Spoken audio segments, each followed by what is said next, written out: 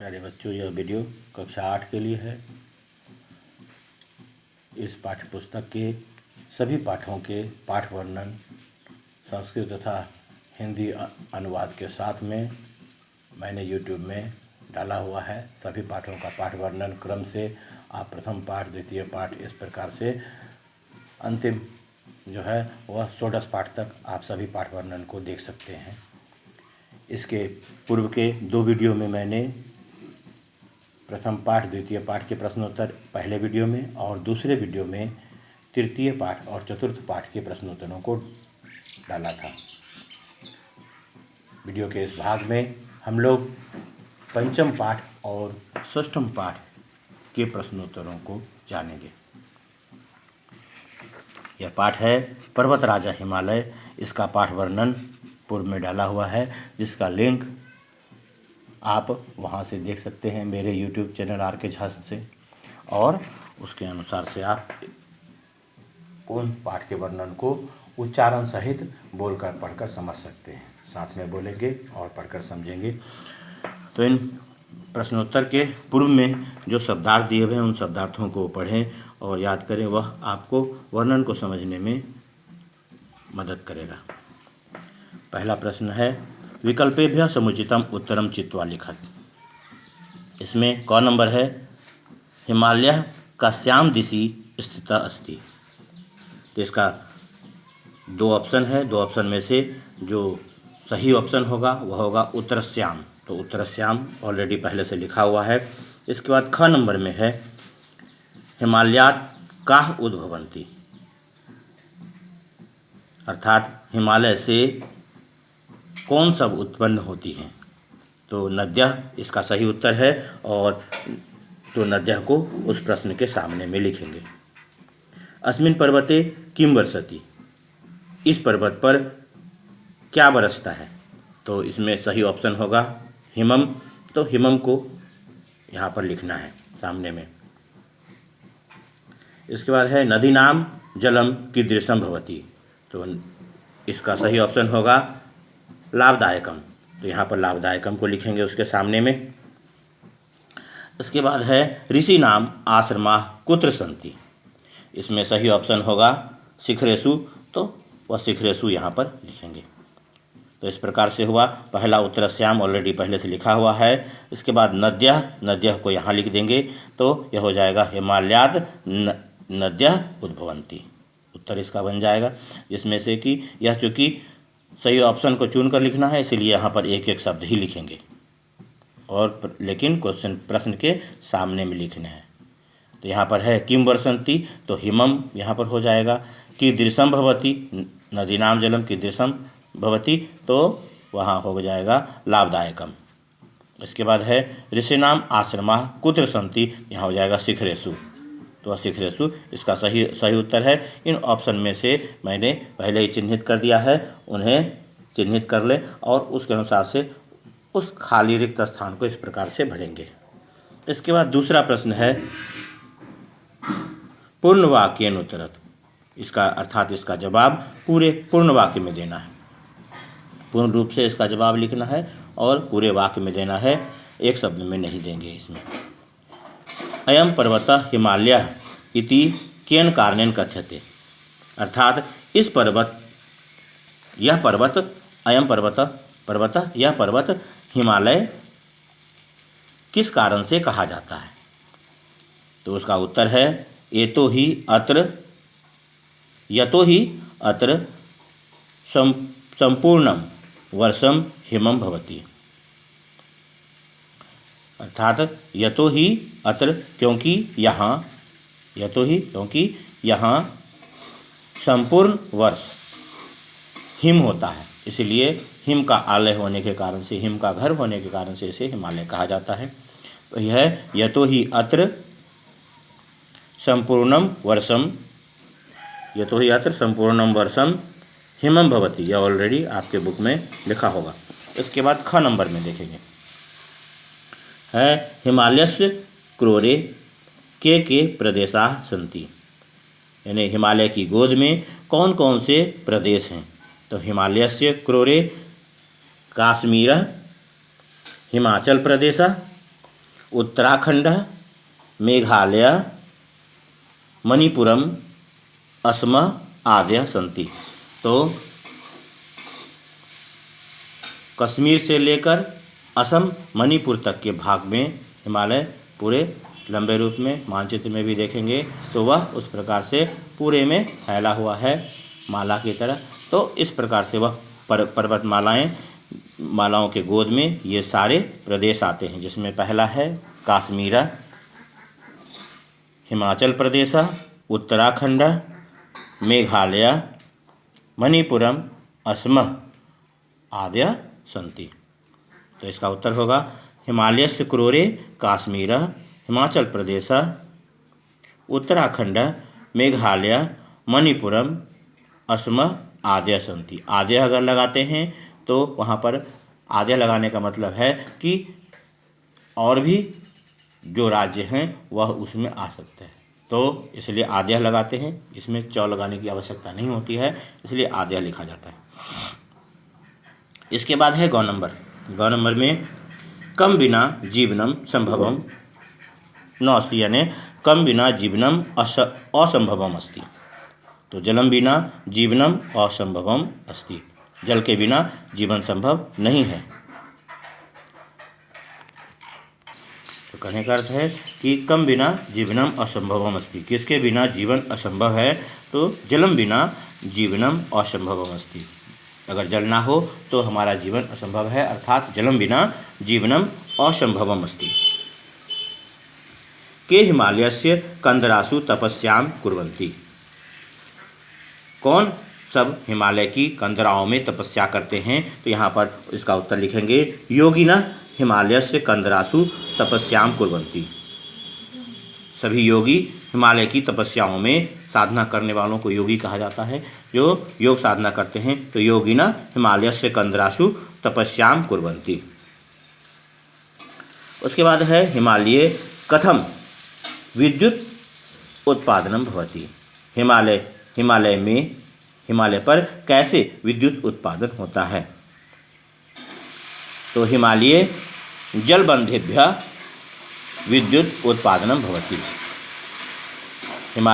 हिमालय पर जल को बांधकर, यानी जल बांधों के द्वारा, जल के बांधों के द्वारा विद्युत का उत्पादन होता है। जल पानी पर बांध बना करके विद्युत उत्पादन होता है, जो नदियों पर बांध बनाते हैं, तो वही है हिमालय जल बांधेभ्यः। जो ऊंचाई से जल गिरता रहता है, बीच में अगर बांध बना दिया जाता है तो जल वहाँ रुकता है, और अत्यधिक तीव्र गति से उसे विशेष प्रकार के यंत्रों पर गिराया जाता है, जिससे जल विद्युत उत्पन्न होता है। यह जल बांधेभ्यः विद्युत उत्पादनम भवति। क्लियर है? हिमालये जल बंधेभ्यः विद्युत उत्पादनम भवति। इसके पश्चात है प्रश्न निर्माण। यहाँ पर है स्थूल पदानि आधृत प्रश्न निर्माणम कुरुत। जो स्थूल पदानि है, यानी कि जो बोल्ड में है लिखा हुआ, उसके आधार पर प्रश्न निर्माण करना है। तो वह रेखांकित भी हो सकता है, तो वहाँ पर होगा रेखांकित पदानि आधृत प्रश्न निर्माणम कुरुत हो सकता है। तो वह जब भी प्रश्न में रहता है तो ज़्यादातर वह रेखांकित होता है, क्योंकि रेखांकित रहने से वह आपको पढ़ने में, समझने में असुविधा नहीं होगी। तो यहाँ पर स्थूल पदानि है, तो वह स्थूल पदानि के आधार पर देखेंगे। इसमें है हिमालय भारतस्य प्राकृतिक प्रहरी अस्ति। तो यहाँ पर हिमालय चूँकि पुल्लिंग का शब्द है, तो उसमें होगा कह भारतस्य प्राकृतिक प्रहरी अस्ति। यह उत्तर ऑलरेडी पहले से दिया हुआ है, तो यह कह यहाँ पर आया है हिमालय की जगह। उसके बाद दूसरा लाइन है, वह है भारतस्य नद्यः हिमालयात् उद्भवन्ति। तो हिमालयात् यहाँ पर स्थूल है, यानी बोल्ड में लिखा हुआ है, तो इसके जगह पर प्रश्न बनेगा और बाकी चीज़ों को उसके साथ में उतारेंगे। यह नहीं कि सिर्फ कस्मात लिखेंगे, कस्मात हिमालयात् की जगह में होगा। तो प्रश्न बनेगा भारतस्य नद्यः कस्मात् उद्भवन्ति। भारत की नदियाँ किससे निकलती हैं, किससे उत्पन्न होती है, यानी किससे निकलती हैं। तो कस्मात किस जगह से, इसलिए हिमालयात की जगह में कस्मात हो जाएगा। तो वाक्य बनेगा भारतस्य नद्यः कस्मात् उद्भवन्ति, शिखरेषु मुनीनाम आश्रमाः सन्ति। इसमें मुनि नाम जो है बोल्ड में है, तो इसके जगह पर होगा इसमें केशाम, क्योंकि मुनि नाम बहुवचन का शब्द है और पुल्लिंग का है, इसलिए केशाम होगा, कासाम ना होकर के केशाम होगा, कस्य भी नहीं होगा। इसमें उचित उत्तर होगा केशाम। तो वह केशाम यहाँ पर प्रयोग में लाया गया है। तो प्रश्न इस प्रकार से बनेगा, शिखरेषु केशाम आश्रमाः सन्ति। तो केशाम इस मुनि नाम के जगह में हो जाएगा और इस प्रकार से वाक्य को लिखेंगे। इसके बाद है योगिना अत्र तपस्याम कुर्वन्ति। तो यहाँ पर योगिना जो है यह बोल्ड में लिखा हुआ है, तो इसे प्रश्न के रूप में प्रयोग करेंगे। यह योगिना पुल्लिंग शब्द है और इसलिए इसमें प्रश्न के शब्द के रूप में के उचित उत्तर होगा और इसलिए के को इसमें लगाएंगे। तो यहाँ पर योगिना के स्थान पर के लगेगा, तो शुरुआत के से होगा, के अत्र तपस्याम कुर्वन्ति। तो इस प्रकार से यह प्रश्न बनेगा, के अत्र तपस्याम कुर्वन्ति, जिसका उत्तर है योगिना अत्र तपस्याम कुर्वन्ति, जिसका प्रश्न निर्माण हुआ। इसके बाद अंग नंबर में है महाकवि कालिदास हिमालयस्य प्रशंसाम करोति। तो यहाँ हिमालयस्य जो है यह बोल्ड में है, तो इसे प्रश्न के रूप में बदलेंगे। तो इसका हिमालय चूँकि पुल्लिंग का शब्द है और षष्ठी विभक्ति का है और एक वचन का है, इसलिए इसमें कस्य जो है उचित उत्तर है और इसके स्थान पर कस्य लगेगा। तो प्रश्न इस प्रकार से बनेगा, महाकवि कालिदास कस्य प्रशंसाम करोति। यह प्रश्न बन जाएगा, महाकवि कालिदास कस्य प्रशंसाम करोति, जिसका उत्तर यह पंक्ति है, महाकवि कालिदास हिमालयस्य प्रशंसाम करोति। तो इस प्रकार से हम लोग प्रश्न नंबर 3 को हल करेंगे और इसे इस प्रकार से लिखेंगे। इसके बाद में है रिक्त स्थानानि पूर्यत। तो मंजूषा की सहायता से रिक्त स्थानों को पूरा करना है, जिसमें पहला ऑलरेडी पहले से भरा हुआ है मस्तकम। तो उसे लिखकर, यह नहीं कि सिर्फ उत्तर को लिखना है, तो उस पूरी पंक्ति को लिखेंगे और जो शब्द रिक्त स्थान में भरे हैं उसे नीचे से अंडरलाइन कर देंगे और रेखांकित करेंगे, वह पूर्ण वाक्य में, क्योंकि रिक्त स्थानानि पूर्यत का मतलब है रिक्त स्थानों को भरना, ना कि उन शब्दों को लिखना। तो पूरा वाक्य लिखना है। हिमालयस्य भारत मातु मस्तकम इव शोभते। हिमालय है, सॉरी हाँ, कौन नंबर में है, हिमालय भारत मातु मस्तकम इव शोभते। तो मस्तकम इसमें उचित उत्तर है, तो मस्तकम यहाँ से, इसमें ऑलरेडी यह पहले से बना हुआ है। हिमालय भारत माता के मस्तक के समान, इव मतलब के समान शोभता है। इसके बाद है ख नंबर में, नेपाल भूटान च प्रतिवेशिनौ देशौ सतः। प्रतिवेशिनौ मतलब पड़ोसी देश, हाँ पड़ोसी कहते हैं, प्रतिवेशिनौ देशौ सतः।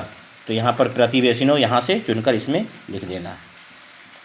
यहाँ पर लिखा हुआ है, इसी प्रतिवेशिनों को यहाँ पर लिखना है और यह वाक्य पूरा हो जाएगा। हिमम एव जल रूपेण नदीषु आगच्छति।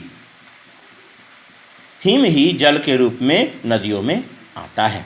यहाँ पर जो है वह नदीषु शब्द यहाँ पर आ जाएगा और उसे इस जगह डाल देंगे।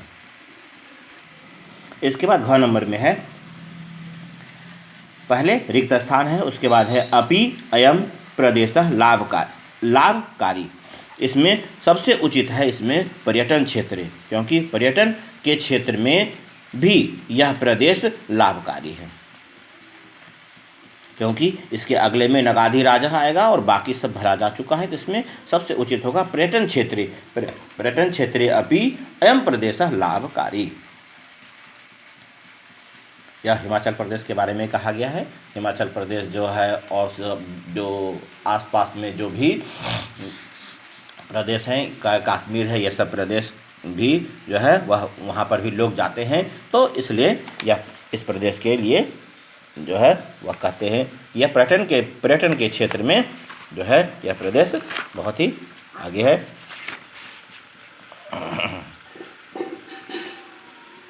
तो इस प्रकार से कहेंगे। तो पर्यटन क्षेत्रे अपि अयम प्रदेश लाभकारी, तो यहाँ पर उचित उत्तर के रूप में पर्यटन क्षेत्र हो जाएगा।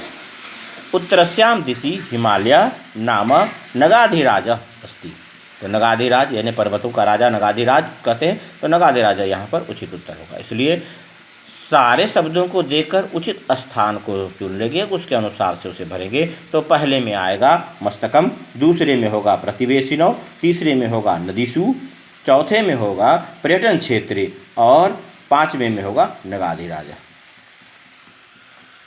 इस प्रकार से इसे भरना है। जरूरत के अनुसार से रोक कर देख ले और उसे भरे। इसके बाद है अनुच्छेदे रिक्त स्थानानि पुर्यत, जो शब्द दिया हुआ है उन्हीं शब्दों के उचित प्रयोग से इस अनुच्छेद के रिक्त स्थानों को भरना है, जिसमें अस्मिन है, अनेन है, अस्य है और अस्मात् है। अस्मिन सप्तमी विभक्ति एक वचन, अनेन तृतीया विभक्ति एक वचन, अस्य षष्ठी विभक्ति एक वचन और अस्मात् पंचमी विभक्ति एक वचन के शब्द हैं। इसमें है अस्माकं देशस्य नाम भारतवर्षम अस्ति, हमारे देश का नाम भारतवर्ष है। हिमालय पर्वत अस्य देशस्य प्राकृतिक प्रहरी इव अस्ति, तो यहाँ पर अस्य हो जाएगा, अस्य को यहाँ पर भर देंगे। इसके बाद है पर्वते, तो पर्वते के पूर्व में अस्मिन आता है, तो अस्मिन पर्वते यत हिमं वर्षति तत एव जल रूपेण नदीसु आगच्छति। अस्मिन पर्वते, इस पर्वत पर जो हिम बरसता है वह ही जल के रूप में नदियों में आता है, यहाँ पर अस्मिन हो जाएगा। इसके बाद है अस्मात्, क्योंकि पर्वतात है तो अस्मात् आएगा, पंचमी विभक्ति पर्वतात है तो उसमें अस्मात् लगेगा। अस्मात् पर्वतात खनिजानि औषधयः च जलेन सह प्रवहन्ति, इस पर्वत से सभी प्रकार के खनिज और औषधियाँ जल के साथ में बहती हैं।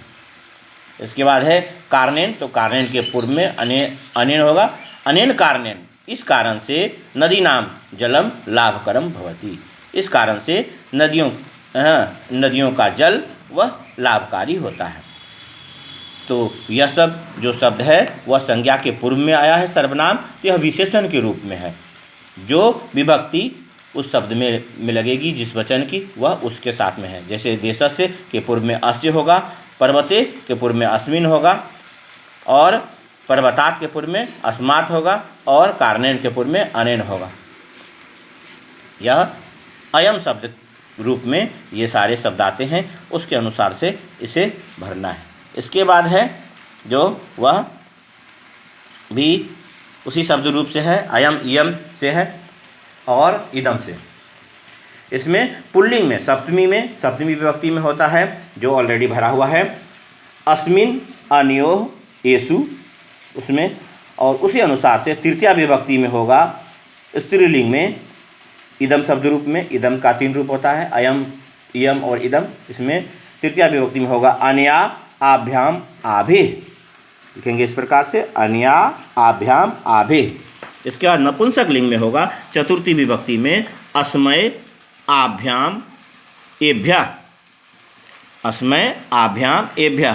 पुल्लिंग में होगा द्वितीय विभक्ति में इमम इमौ इमान, इमम इमौ इमान द्वितीय विभक्ति में।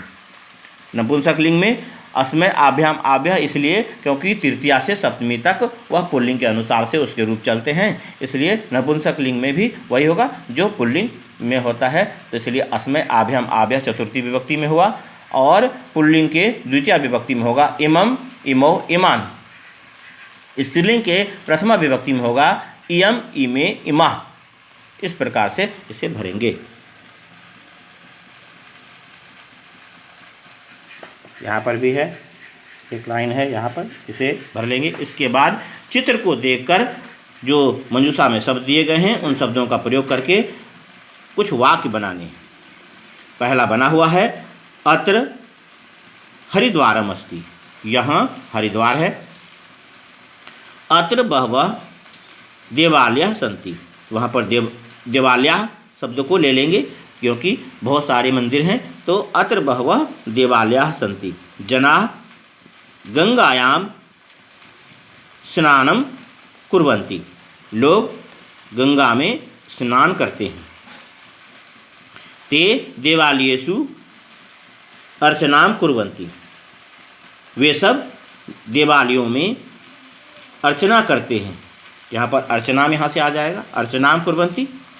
अयम हिंदूनाम तीर्थस्थलम अस्ति, यह हिंदुओं का तीर्थस्थल है।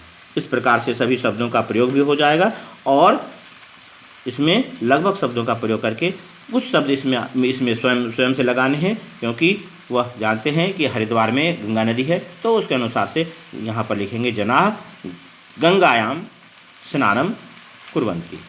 अत्र बहवः देवालयाः सन्ति, ख नंबर में। उसके बाद घ नंबर में होगा, बनाएंगे ते, स्नान करने के बाद लोग पूजा करते हैं, तो ते देवालयेषु अर्चनां कुर्वन्ति। और सबसे अंत में लिखेंगे यह हिंदुओं का धार्मिक स्थल है, तो अयम हिंदूनाम तीर्थ स्थलम अस्ति।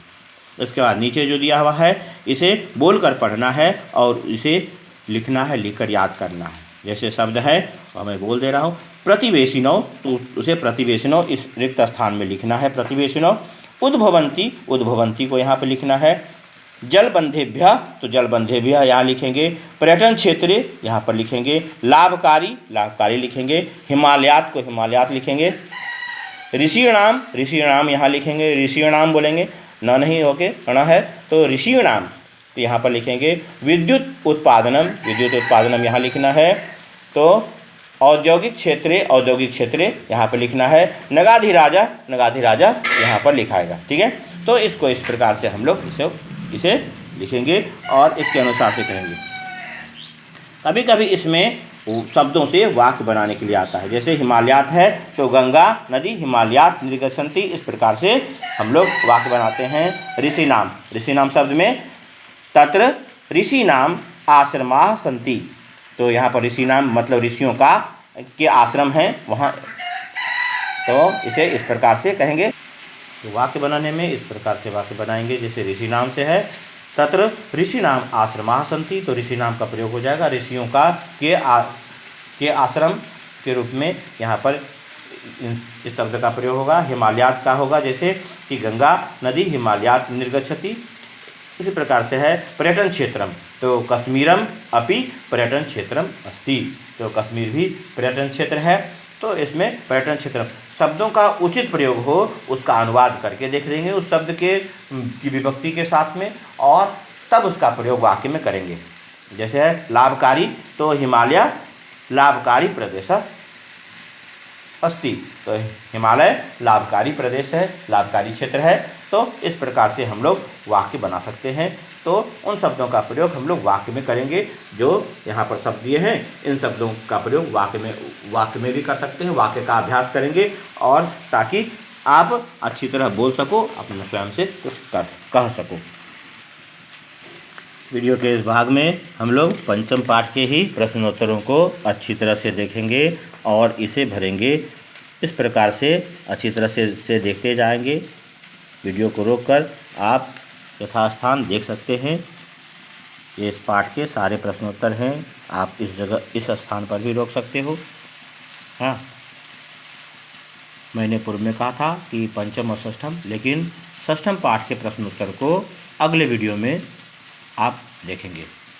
इसे अपनी सुविधानुसार देखें और इसे रिपीट करें और बोलकर पढ़ें और अपने गृह कार्य उत्तर पुस्तिका में निश्चित रूप से लिखकर याद करें। धन्यवाद।